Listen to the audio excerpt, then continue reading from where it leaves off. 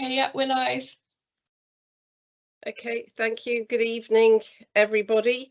I think people are joining us, but it is 6:30 and we are quite we have quite a lot to get through today, so we will make a start. My name's Julia Clark. I'm the Director of Public Participation.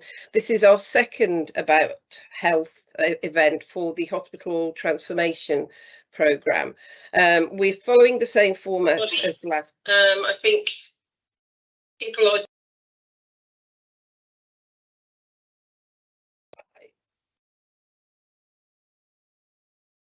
I'm not quite sure what that was. I'm going to carry on and hopefully you can all hear me. A bit of feedback if you carry on, Julia. Okay, thank you. So this is the second event, and we had very positive feedback about the panel approach that we took last time, because for some people it was the first time that they'd actually heard from the people that are leading the programme about where the programme is and what's happening next. So this is more of an information sharing event. Rather than an interactive two-way process, but we have taken questions, and when we finished the first part of this event, this session, we'll then go to some of the questions we've received. If we don't get time to go through all of them, they will all be published anyway. As we said last time, this is not a consultation. The consultation happened a number of years ago now. So the decision regarding the clinical model has been made, approved and ratified. But this is about finding out where we are and how you can get involved in shaping the delivery of our hospital transformation programme. Last time we gave a detailed update on the clinical model, and we're going to do a brief refresher on that today, but we're not going to go through all of it. But there are links at the end if you want to see what was said last time. The presentation this time is also being filmed so that people who aren't able to join us today can watch it at a later stage. There's also information on the focus groups and the question and answers from those focus groups that we've already had. We're hoping that we can publish all of this from tonight on the website tomorrow. If you have any queries, then please email sath.engagement@nhs.net. I'm now going to hand over to our panel tonight of our experts, and we have Matthew Neal, who is our, I think if we can go on to the next slide.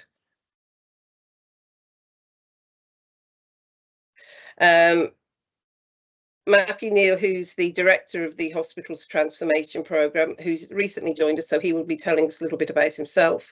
Ed Rysdale and Mynea Williams, who's the Programme Delivery Director, and of course Ed is the consultant in emergency medicine and clinical director for the HTP programme. So I'll now hand over to the panel. Thank you. Julia, thank you. So as it says on the slide there, I'm Matthew Neal. I'm the director of the Hospital Transformation Programme. Just a bit of an introduction for myself. As Julia has said, I've been with the Trust now 6 weeks.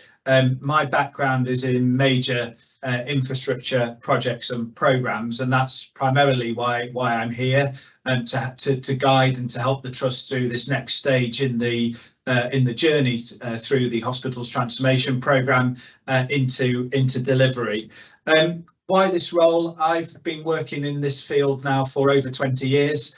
I feel that I've seen firsthand how transformation of these types of environments can have a massive beneficial impact on patients and our service users and our communities. So I'm really pleased to be here. I'm pleased to be working on this, what I believe will be a transformational programme for our community, and I'm confident that the HTP programme will be a good opportunity to advantage and give an advantage to our hospital services. I'm currently working very closely with Dr. Ed Rysdale, who will say a few words in a minute, and also Mynea Williams, who's been working on this programme now for around about 6 to 8 months. And it really is an exciting time for the trust as we go through the programme, and we've reached some critical milestones, which we'll say a little bit more about later on in the presentation. From a personal point of view, I really look forward to meeting with and speaking to more and more people as the programme progresses over the next few years, and obviously working with colleagues to make this a reality. Next slide, please, Emily. Next slide. So that was a little bit about me and where we are in the process. So for those of you that have been following the hospital transformation programme, you'll be aware that August last year received the approval from central government to our strategic outline case proposals. And that was the sort of first start in the sort of national assurance process. We're now at the next stage. We've been working on things for the last sort of 6 or 7 months, and that's included developing what's called an outline business case, which I'll say a little bit more about later, which is all part and parcel of the approval process. It actually covers quite a significant range of areas in the document itself. So it talks about pathway design, it picks up on some of the architectural plans, but it also provides a little bit more detail around our financial and commercial plans for delivering a programme on this scale. You've seen various timelines previously. We're sticking to the original timeline that most of you will have seen. So our plan is to have the outline business case hopefully approved through the national assurance process in summer of this year. And then we will start to work on what's called the final business case plans, which we're hoping to again have approved, so that we can start implementation in winter 23-24 of our plans. And we're still on target for that. In fact, we've reached a fairly critical milestone in that we've already started to submit our draft outline business case plans to central government to start to review what we're putting forward and as part of the national assurance process. And we're working very closely with those colleagues taking it through that particular gateway. Furthermore, as I said earlier, I've been working very closely with Dr. Ed Rysdale, but also with other lead clinicians around some of the detail around the design development, around what the clinical model will look like, how that will be incorporated within the design detail. So quite a significant amount of work has been going on in terms of the physical environments and so on. But we will be doing more, and we'll say a little bit more about that again later on in the presentation. So hopefully we'll soon get the approval to begin the implementation of this really important programme. And I guess some key messages that I'd want to get across to colleagues and to people who are watching this is that clearly the investment will improve the care. It will improve the care for everyone and the services that we provide as a trust. It will deliver 2 thriving hospital sites, and you'll see in the presentation we'll give an update on the developments at our Telford site, but also at our Shrewsbury site as well. Clearly, and you've heard this previously, we can't continue as we are, and Dr. Ed Rysdale will say a little bit more about that as we again as part of this presentation. But clearly, you know, our patients are regularly experiencing delays. You will have experienced those yourselves, and this programme will ensure that we access the right specialist teams. And the right care will be delivered at the right time. And again, we will talk a little bit more about that later on in the presentation. And then finally, we really want to put the available funding to good use. So all of our plans have been pulled together in line with the funding that has been allocated as part of the strategic outline case, which, as I say, was approved by government in August 2022 last year. Next slide, please, Emily. So again, where we are in the process, and I'll hand over to Dr. Ed Rysdale to say a little bit more about how we've worked with the clinicians in terms of our clinical model. Yeah, so with the hospital transformation programme, part of it obviously is about a new capital build, but that's only a small part of it. The important thing that we need to deliver is how we deliver care to all of our patients across our communities. And that's what we're working on at the moment and will continue to work on over the next few years as we implement the clinical models. What the model is having a planned care site at the Princess Royal Hospital and the emergency care site at the Royal Shrewsbury site. And this is really important. We've seen over COVID and into this last winter, the delays that are caused, both which hits the headlines of the ambulance delays and the long queues outside the emergency department, but also the lack of planned care, the lack of planned surgery due to the fact we don't have the planned care beds because of the acute emergency work going on in our trust. So it's absolutely vital that we change our clinical model so we can deliver the best care for all of the patients in our communities, both in Telford, Shrewsbury and in Mid Wales. This isn't about pushing care from one place or another. It's about delivering the best care for everybody that we look after. And we're not doing this on our own. We're talking to other hospitals that have done similar processes in Wales and up in the north of England, where they have planned care and emergency care sites. And it's shown that actually having a dedicated planned care site, they can ensure that we can continue to deliver elective surgery through the height of winter. And this is why we're doing it. It's the right thing to do, to bring all our emergency specialists together so we can get the right care as quickly as we can to patients. We'll come on to this again in a bit. It's not about time to the emergency department, it's time to be treated by the right clinicians, and that this is what the HTP, the Hospital Transformation Programme, is going to deliver. It will deliver safer and better care for all of our patients. Next slide, please, I think. So this is a reminder of, on the next slide as well, we're going to look at what we do. This slide's been seen before of what we're going to have at the two hospitals. It's one hospital on two sites. So both hospitals will have an enhanced emergency care, care centres. This isn't the emergency treatment centre that we know run by GPs.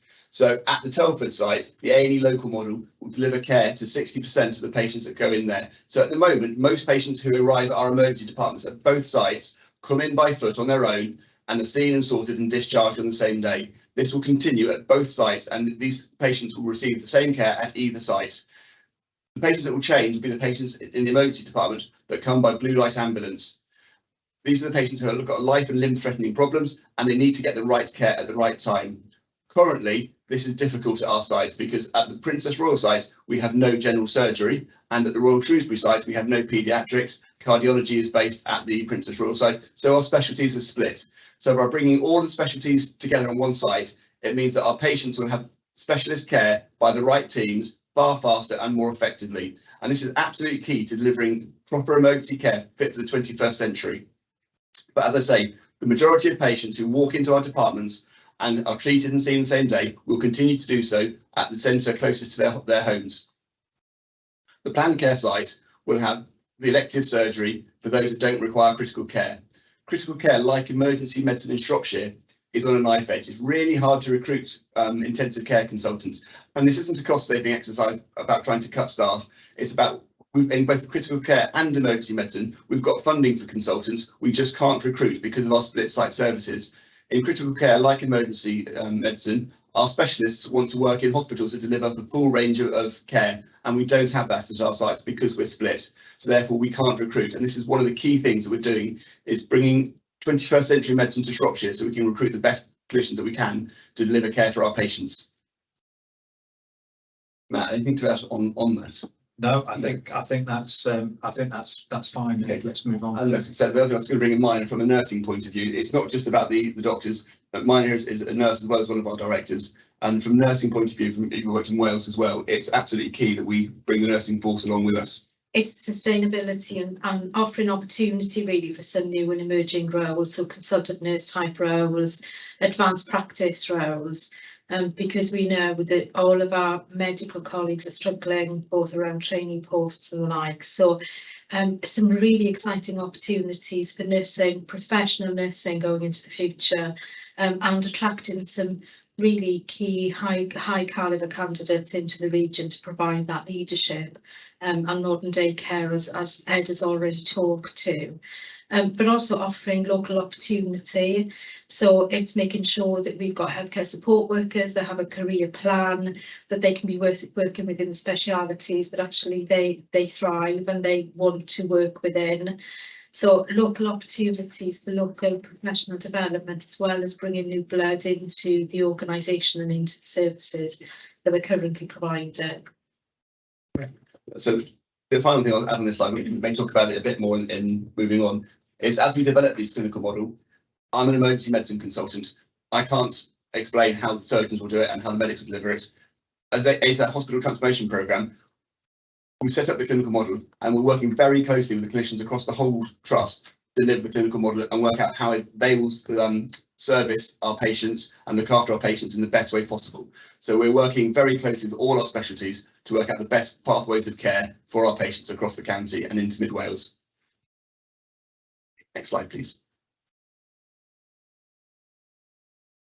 So again, this slide we've used before. It's for excellent care in the right place at the right time from the right people.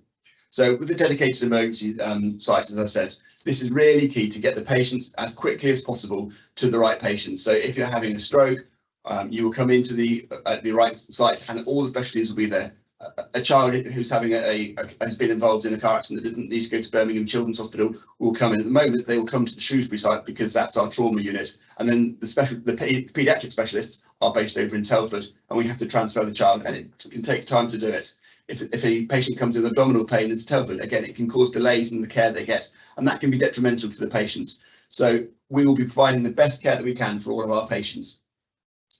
With a planned care site, with ring-fenced beds, there won't be the delays that are seen and the cancellations that we've seen. Speaking to colleagues across the country who have this, they've had very few, if any, cancellations this winter due to bed pressures. So this is absolutely key for our patients. And the majority of patients who receive care do so on a planned pathway of care. It's only actually the smaller number that require emergency care. The vast majority of patients do receive planned care, and that's absolutely key.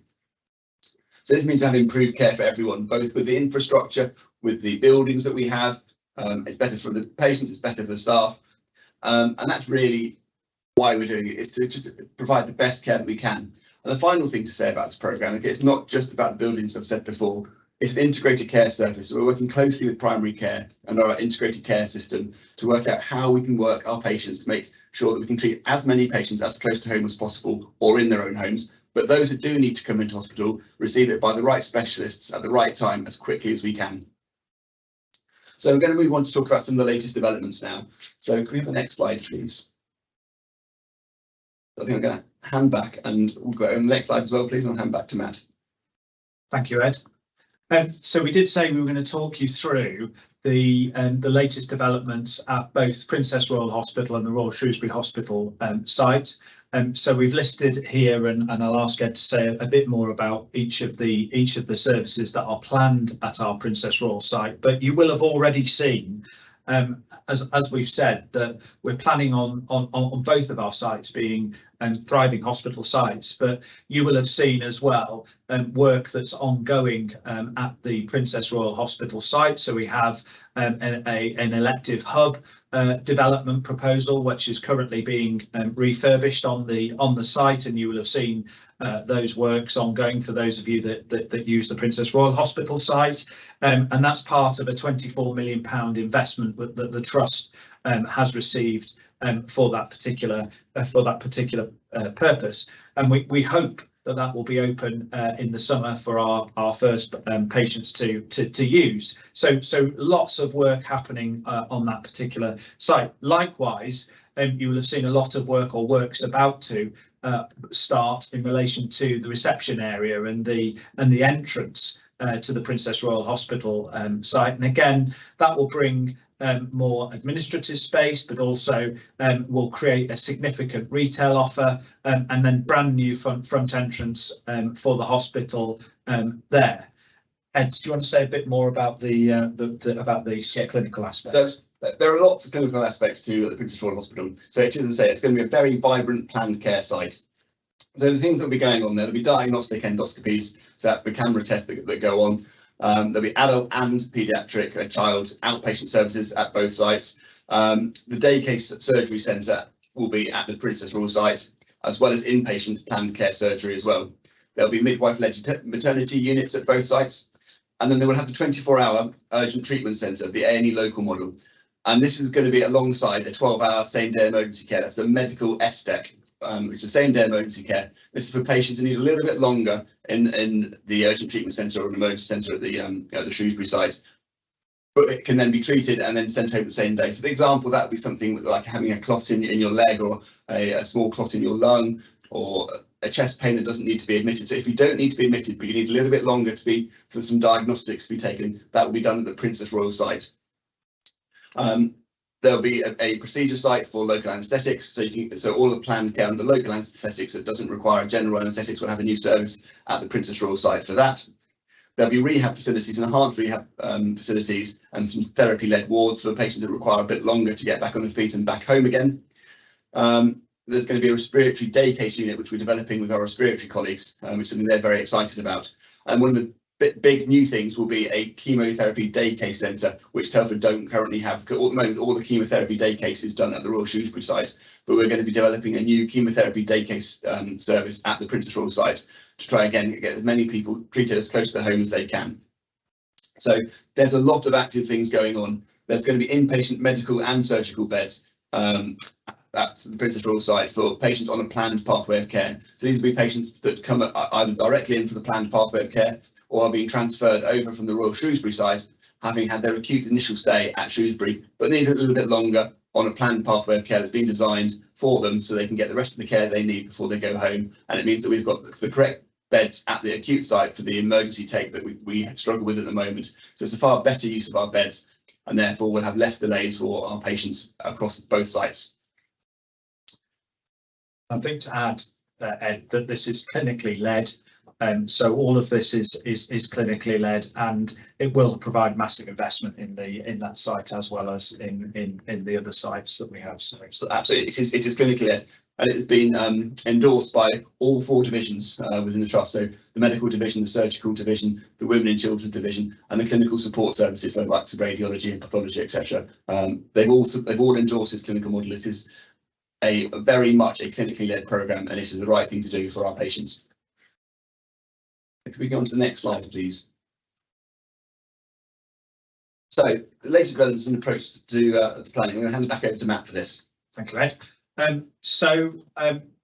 One of the things that we're now having to do clearly as part of our outline business case process is further develop our design, and so there's been an awful lot of work that has been undertaken with colleagues at the hospital, at the trust, around the design and how we plan the design to ensure that the facilities deliver the clinical model and the outcomes of the Future Fit consultation that happened, and also in the most effective and efficient way with regards to the investment. And that's part of the business case approach, and will eventually lead into the final business case and into our plans. So there is a team that sits behind all of this, that sits behind me, sits behind Mina, that works very closely with our colleagues to develop these plans. And it has been a trust-wide effort in relation to this part of the process. I don't know, Mina, if you wanted to say a bit more on that side of things. Yeah, I think really to bring in, it's not just, we're very heavily weighted obviously on acute hospital-based services here.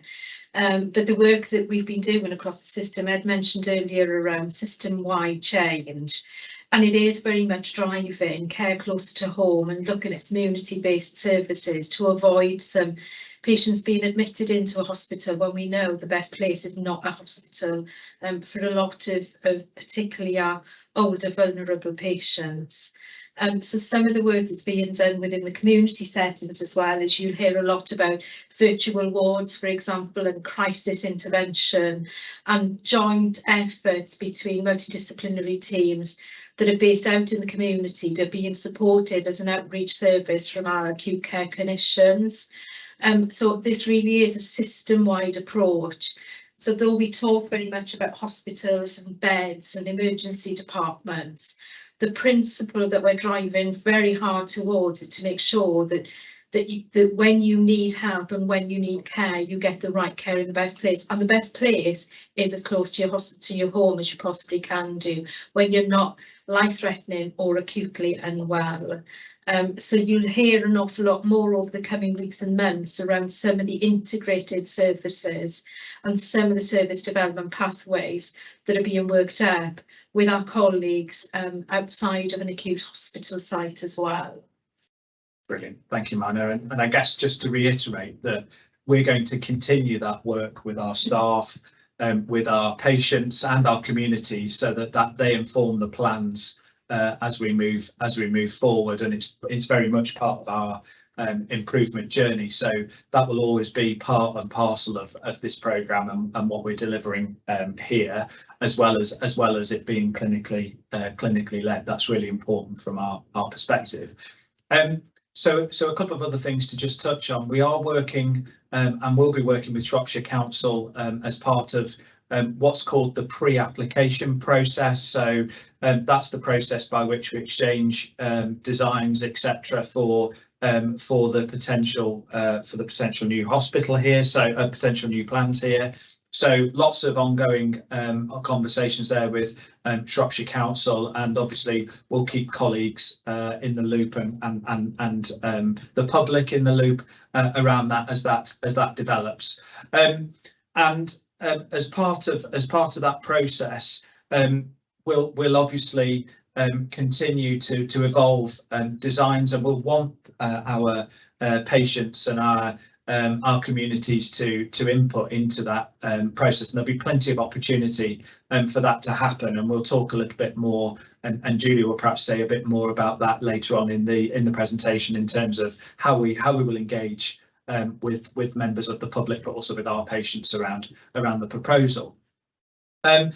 But effectively, all of those things helps us to effectively get a step forward in the process and to enable us to meet the 2026 implementation plan. So all of the work that we're doing now will support that, and subject to approval in terms of our outline business case and then our final business case plans, we'll be able to implement the plans fully by 2026. And that will then ensure that we're providing that improved care, that improved clinical model that we've spoken about as part of this presentation across Shropshire, Telford and Wrekin and Mid Wales. So it's about us getting on the front foot effectively with our plans and being able to implement them as quickly as we possibly can.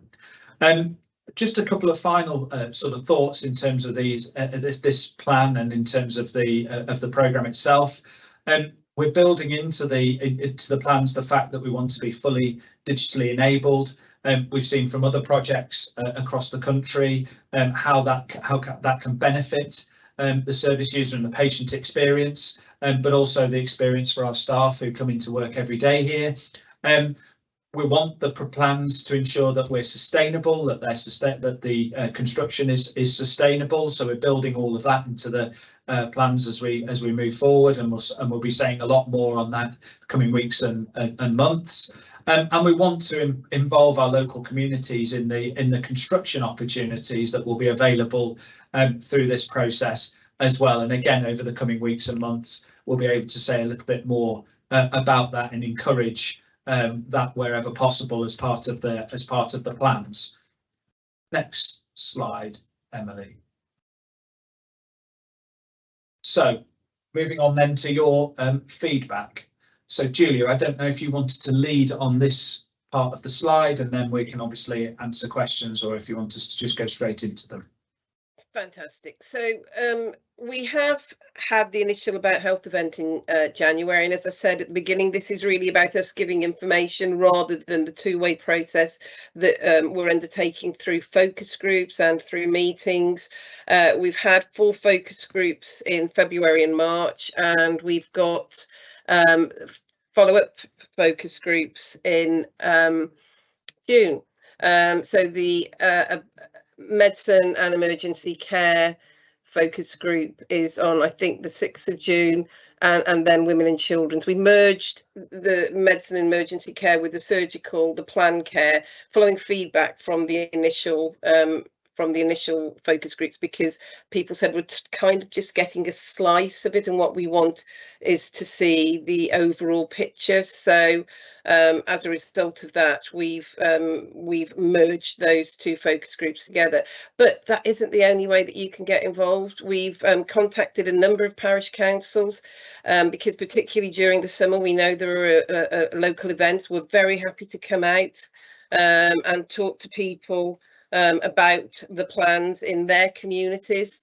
If you have meetings that you'd like us to come and talk to, we're also very happy to do that as well. So this isn't, and this will continue all the way up through the construction and the delivery at the end of 2026. So there is a lot of time to hear your views from the initial focus groups, and all these focus groups, the presentations and the questions that we had at the focus group are on our website. If you go onto the SATH website and just search for focus groups, it will take you to the public participation page. And these are the key things, but there were lots, and some of them were, you know, it was really useful to have them because it was a completely different perspective. As this is, as Ed and Minia and Matt have said, this is clinically led, but sometimes having that perspective from the public is just so valuable, because we get so engrossed in the clinical drivers. It's really important to be able to think, well, actually, what are the impacts of these on our wider communities? So one of the key themes was about public awareness, and as I've said, there are lots of ways that you can be involved. We have carried out across, I think it was about 14 different services, equalities and health inequality impact assessments, and those are helping guide us to ensure that there are no unintended consequences as a result of these changes. And we want to talk with any groups that have got particular concerns. So again, there's an email address at the end of it. We are very happy to come to you. And in my team, we have Kate Ballinger and Mike Crawshaw, who go out and every month make dozens of visits to different parts of the county and Mid Wales. And, you know, we're very happy to combine that with HTP. A key concern was around having midwifery-led units on both sites, and how would HTP support that. And as you've seen from the earlier slide, there will be a standalone MLU at the Princess Royal Hospital and a consultant-led maternity unit at the Royal Shrewsbury Hospital, and 99.9% of all antenatal care at PRH will be delivered through the midwifery-led unit. We have got a focus group that is purely for women's and children, and we will be splitting that into women's and then children and probably young people, because they are different issues and questions that are raised by those different groups. And as I say, there'll be more information on that. We have very good relationship with Maternity Voices Partnership, and with our paediatricians, they are already reaching out to families that are sort of frequent attenders of the children's unit, but it is open to anybody that has an interest in these areas. Digital, Matt mentioned that on the previous slide. It is a key enabler, and one of the things that we are looking at is an About Health event on our digital developments. It isn't part of HT, but it absolutely underpins some of the things that we're doing. And I know, Ed, you gave some examples of the way that digital will be just part of the way that we do things, instead of the old-fashioned sort of whiteboards and paper information. We'll have digital signage and digital access for everything. And we're in phase 1 of our electronic patient record, which will be delivered later this year, which will really make a huge difference to the way that we deliver care, and will support the clinical model that HTP is delivering. If we go to the next slide. Very positive feedback on the day case chemotherapy in every group that we have spoken to, because it's, if you're receiving chemotherapy and you're in the east of the county, it is a long journey, you know, to have to undertake, on top of going through a very stressful time anyway. So this is really great news. As we know, the diagnosis and treatment of cancer is on the increase. This will make a huge difference to patients in Telford and Wrekin. More clarity about how we can help shape the physical space. Now, this is the area that we are sort of really getting close to being able to share.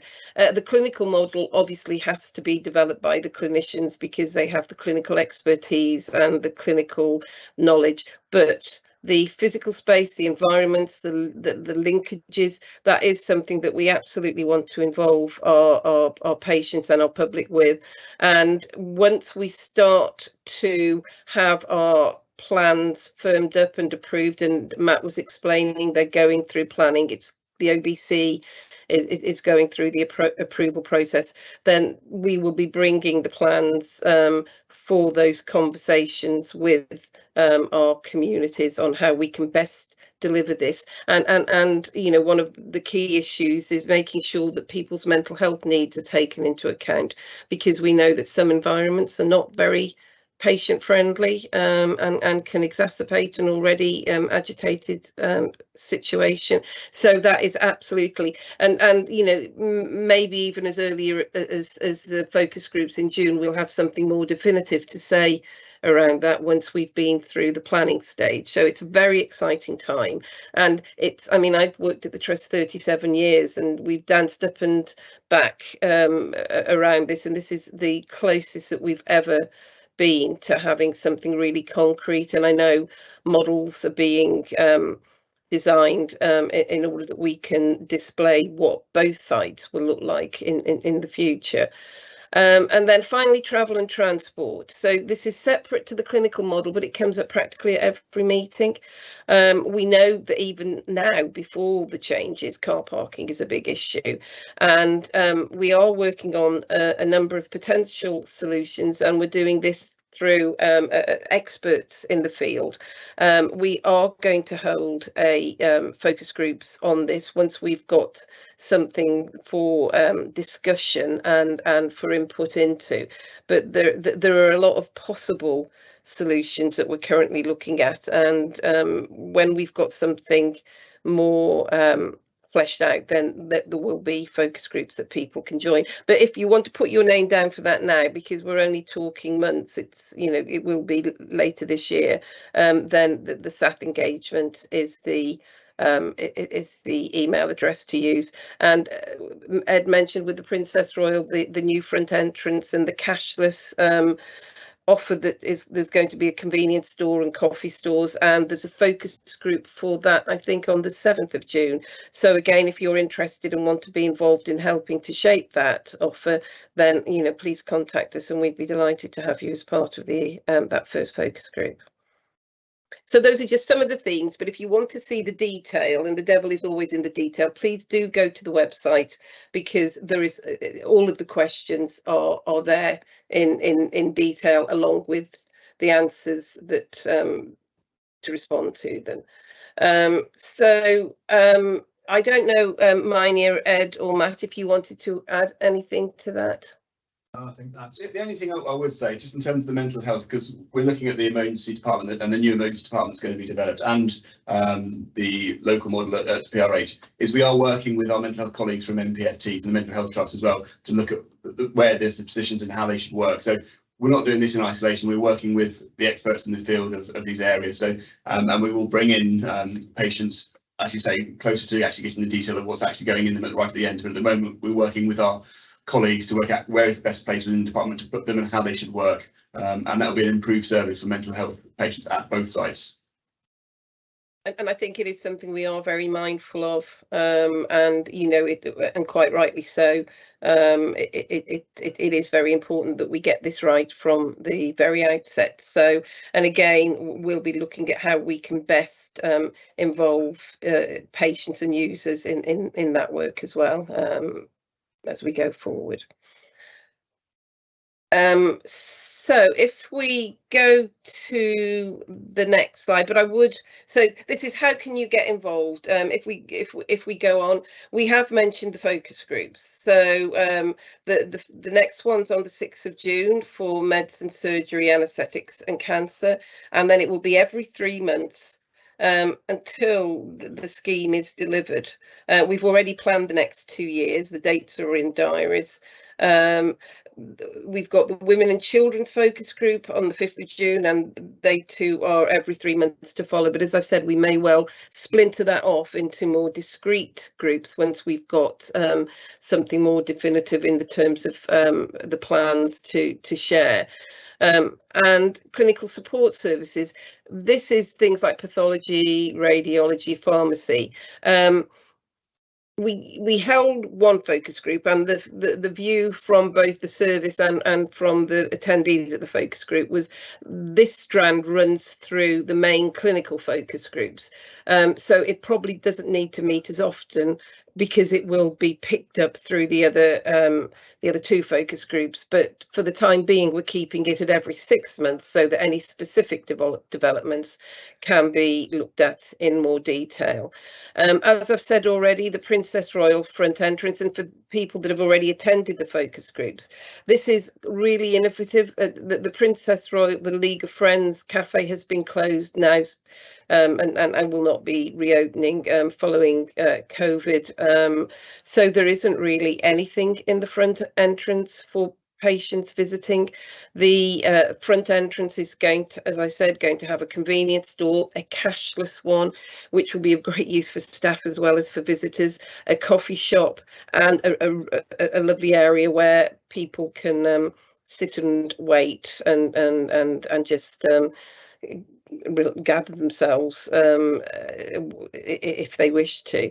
The travel and transport focus group, we will confirm a date for that in the summer, but we are very mindful of the great interest in this and the impact that it has on people when they're visiting the hospital at the present time.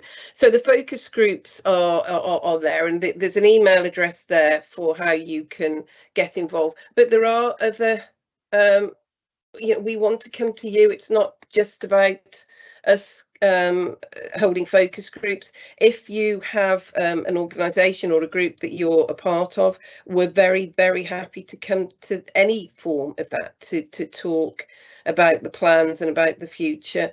As I said, Kate and Mike do go out, and we've been in a bit of a hiatus because it's been the pre-election period in Telford and Wrekin. So as a consequence, we haven't for the last sort of 6 weeks really been out and about, but we're now gearing up. And as I say, we've reached out to parish councils to ask them, and we have had a couple of takers for that. And we're delighted to come to you and to talk to your communities.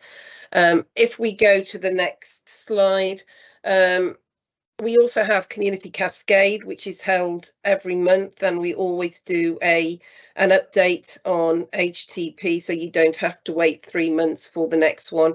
If you are a community member, and again, if you go to our public participation pages on the website, you will receive a monthly newsletter update, and we always provide an update in that as well. That we've now got over 3,800 community members and over 300 organisations. That includes all the parish councils and local councillors. So, we are really keen to come to your communities so that you hear firsthand from us of what's happening and how you can get involved in a more detailed way.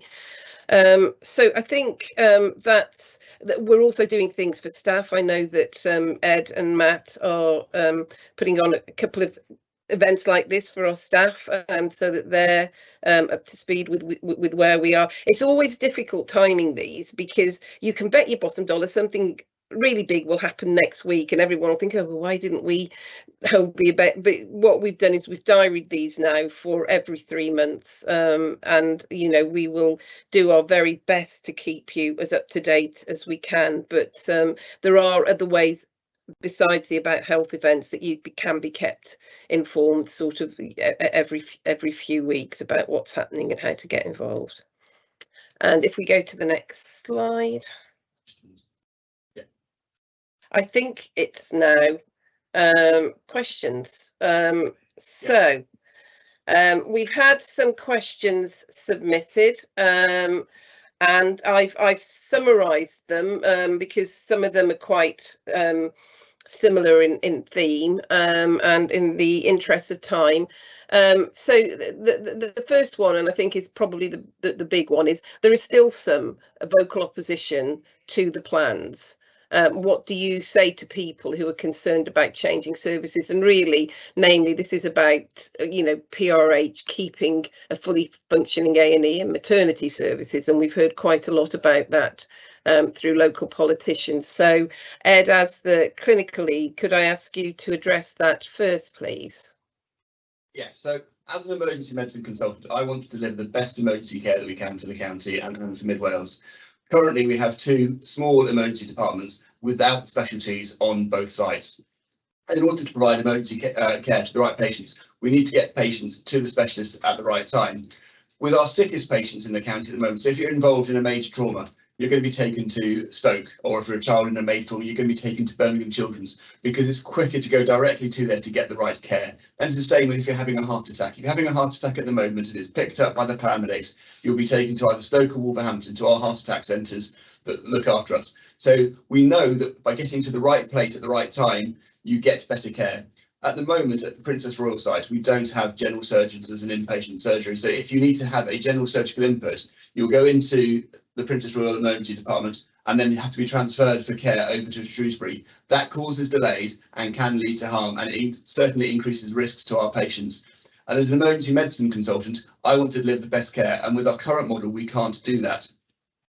So this is about providing an emergency service for the entire population, so that the population of Telford may have to travel slightly further to get to the emergency centre, but the care they will get will be better, will be safer, and will be more effective. So we're doing this for the right reasons, to provide the best care for the entire population.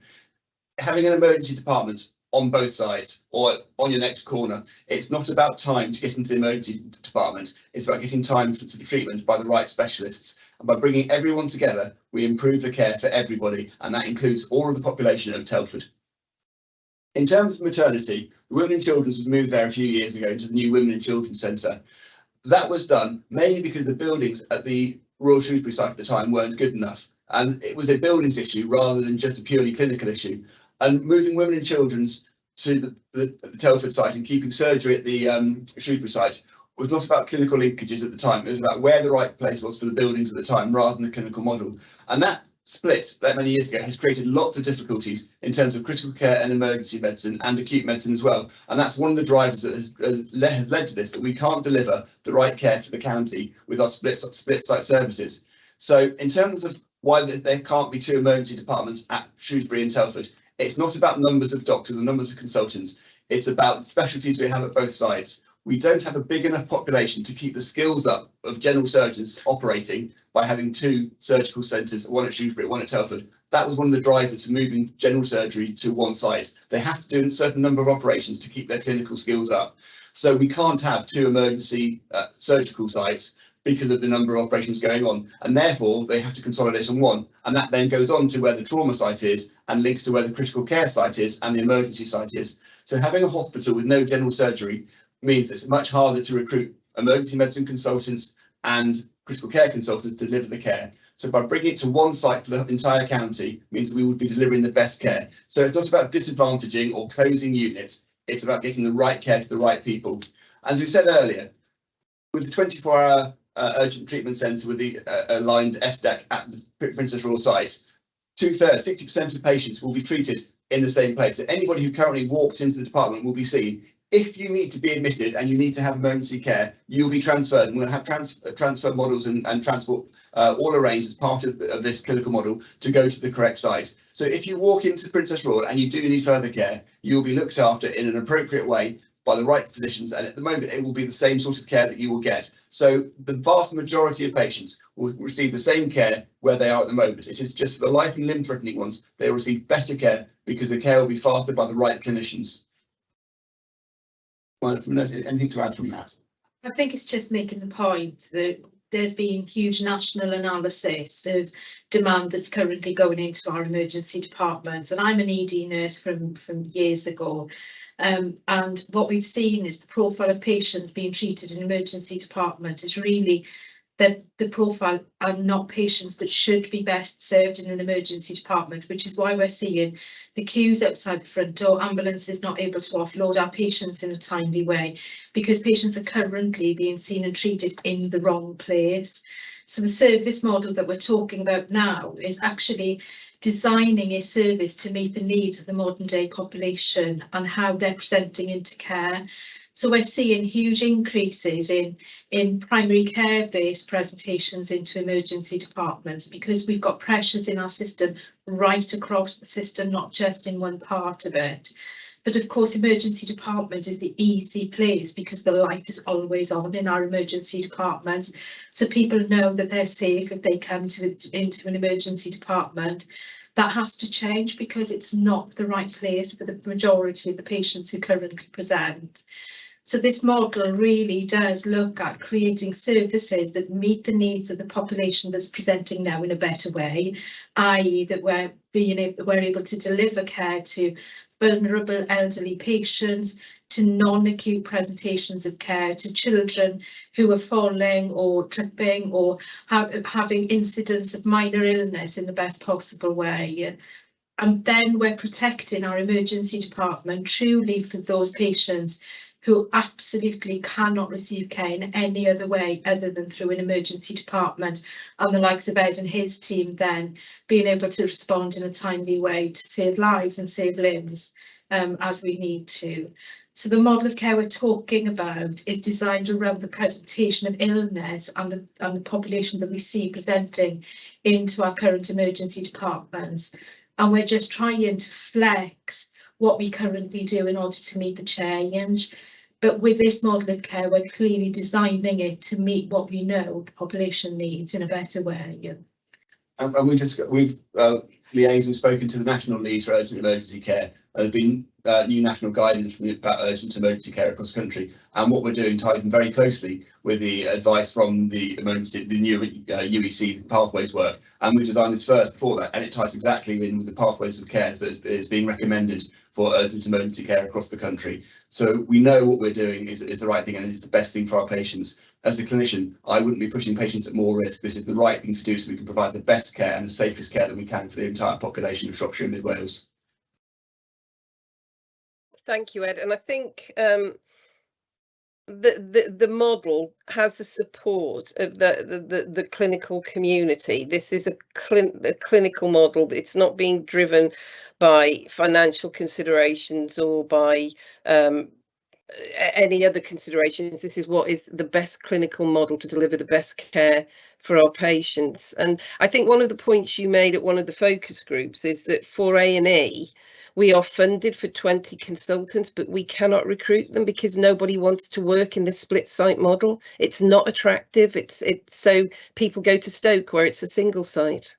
Absolutely, and that is a real risk. And if we don't do this, we don't move this. We've recruited on the back of this. And we have got some new consultants who've come because this is the plan. If this doesn't happen or significantly delayed, then there's a significant chance that we'll actually lose consultants in my specialty and probably critical care as well, because we want to be delivering best care. And if this isn't happening, we know that we can't deliver the best care. And there are units close by that deliver better care and safer care because they were on one site. So there is significant risks to our health economy that if this doesn't happen, we will lose good clinicians to neighbouring trusts or actually further away as well. So we have to do this for the benefit of all our patients. I can't stress that highly enough. Thank you, that's fine. I should say before I go to the next question, there was an intention at one point that we were going to enable the chat. Unfortunately, we've got too many questions, but what I would say to people, if you were hoping to put your question into the chat, please email it to us and we will answer it and we will publish it on the website. And it's just that with the questions that we have and the time that we have, the chat hasn't been enabled. One of the other questions that we got, but I think we've already answered it, was around travel and transport. but it says, what about accessibility in the building design? So disabled access and drop-off points. Are we going to use on both sites this is an opportunity to take people's feedback on board? I'll answer that, Julia, but then I'll perhaps bring Minor in. So yes, we will want to encourage colleagues and the public to input into the designs as they develop. We're building that accessibility into the designs, but not just the design. As you can imagine, something on the scale that we're proposing for the programme, there's a significant amount of work to be done on the site, and therefore accessibility and how people will manage around the site needs to be really carefully thought through. So we will be looking at that as part of the plans, and also then encouraging the public to sort of feed into that, and we are encouraging people to feedback as we go through the process. So that will be something that will happen over the next few weeks, months. Julia, we'll be looking to get that feedback and build those into the plans, but we're already starting to think of that and already started to build them into the design. I don't know, Minor, if you want to say more. Yeah, it's just really to confirm that the architects that we're working very closely with have ergonomic speciality behind them, so they have huge amount of experience in building hospitals, and things that are really important, things like natural light, how the building flows, the ergonomics, and how patients access different areas across the building has been a huge focus point of the design so far, but it's not stopping there. The next phase now is, once the designs are at a place that we can then bring the focus groups in to really inform it from a patient and a user perspective, to really make sure that both our way markers, our signage, our flow, our colours, our accessibility really is the best that this building can provide for us to make it as user-friendly as possible. And it is really important, because we do know that some patients will have to travel further, both for planned care if they're coming from the west of the county or east of the county into the emergency care site. So for some patients, there will be increased travel times, and we know that, but it is for the right reasons. But because that, we need to make sure the access is correct. And also in terms of inter-hospital transfers, we're working on that over the next year or so as part of the plans, is how we actually get patients to the right place. And that's very much part of the plan. So as we said, it's not just about the building, it's about the whole clinical pathways and how we develop that over the next couple of years, and that's absolutely vital. Great, thank you. Now I'm going to put two questions together because I'm very conscious of the time, but they are kind of linked. We all know that there's been a significant amount of inflation in the construction industry. How confident are you that we are going to deliver the plans in the current funding envelope? And linked to that, isn't this project really being led by the money? So I'll perhaps say something from my perspective, Julia, and then I'll ask Ed and Minor to say a few words. So no, the project, and hopefully that's what's come across this evening, is very much clinically led. And so that's how we've approached the function and the form of our building is led by the function, which is the work that Ed and clinical colleagues have been pulling together, working with our architectural team. So it's very much clinically led. In terms of the inflation point, yes, there has been significant inflation within the construction industry, but we're very confident that our plans can be delivered within the funding envelope that we were lucky enough to kind of receive as part of the strategic outline case plans, and we've been working our proposals in line with that principle. So we haven't compromised as we've gone forward in the design development and in the services that we're going to provide from the new hospital. So we're fairly confident. We've built in a number of contingencies going forward. So standards things for the building trade is to have set contingencies and amounts for contingencies as part of the development on this scale, which we've got, and we've also got a very professional team that again sits behind us that is working on that side of the programme. So we're very confident that the plans that will ultimately we've submitted and that we will ultimately submit as part of our final business case plans will be deliverable in the market. And we'll also be doing some work over the next few months in terms of working with the market. So again, there'll be a lot more information around that in the coming weeks and months around and how we plan to do that. I don't know. Yeah, I was going to add just about being driven by the money. No, we're not. It's being driven by what we need to deliver from the public consultation. So the public consultation is very clear about what we're delivering in terms of the planned care site, the emergency care site, and how we're delivering that. And that's absolutely key to everything. If we couldn't deliver the public consultation and deliver safe clinical services that the clinicians like myself and the team that I work with can work in, we wouldn't be doing it. So we are being led by the clinicians. We're not being led by the money. Yes, if we had an infinite amount of money, I would still have an emergency site and a planned care site because it's the right way to go, and that's been proved by the urgent emergency care pathway work going on nationally. But there are other things that we would do if we had more money. There would be theatre reconfigurations and things like that. But in terms of the clinical model and delivering what was done in the public consultation, we are clinically led. We're not being led by the money. Yes, there are constraints around the money, but it's not leading us. We are doing what we can with the money that we've got to deliver the outcome from the public consultation. I just add, there's a couple of things here, isn't there? Is that the envelope that we have is capital monies. What we do know is that our current system is incredibly inefficient. We are hugely reliant on temporary staffing, agency and locum doctors in order just to keep the wheels moving and care delivered to the patient and care at the bedside. That inefficiency is hugely expensive. So that again is driver for us to do the right thing. So the clinical model is describing to us an efficient way of delivering care, and with that efficiency comes better use of public resources. So it's not just better for patients, it is better for the public purse as well. So I think it's important that we call that out. This programme is never and has never been about saving money. This is about doing the right thing that we know will sustain and protect and grow health services for our population, for our communities.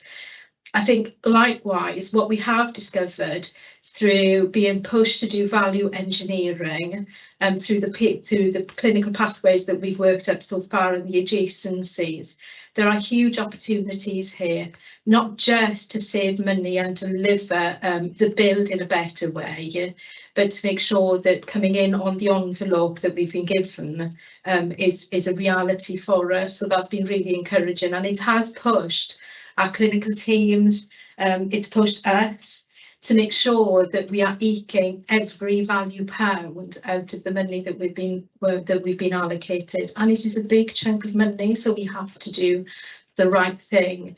This is a once in a generation opportunity for our communities, and we must do the right thing for it. So yeah. Just reiterated, this has never been about the money. And the locum use and the temporary staffing is a good point. I mean, we're very reliant on some good locums, and they work most weekends with us in my department, in the emergency department, and they're very good, and they're vital to providing service.